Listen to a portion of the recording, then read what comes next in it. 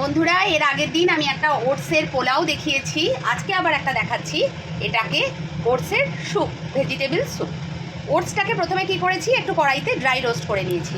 আর এই যে হচ্ছে আমার গ্রিন ভেজিটেবলসগুলো, এখন অনেক রকম কিছু পাওয়া যায়, ব্রোকলি, গাজর টাজর সমস্ত কিছু পাওয়া যায়। এইবার কি করেছি, সাদা তেলে গোটা গোলমরিচ আর একটু গরম মশলা আর তেজপাতা ফোড়ন দিতে হবে। এই দেখো, গোটা গোলমরিচ, একটু দারচিনি আর একটা এলাচ। আর এর সাথে কি দিতে হবে বলো তো, এর সাথে দিতে হবে একটু দুকোয়া রসুন কুচি আর এই যে এইটুকু আদা। হ্যাঁ, সবগুলো ফোড়ন টোড়ন দেওয়ার পরে এই সবজিগুলোকে জাস্ট একটুখানি নাড়বে, বেশি ভাজা ভাজা কিন্তু করবে না।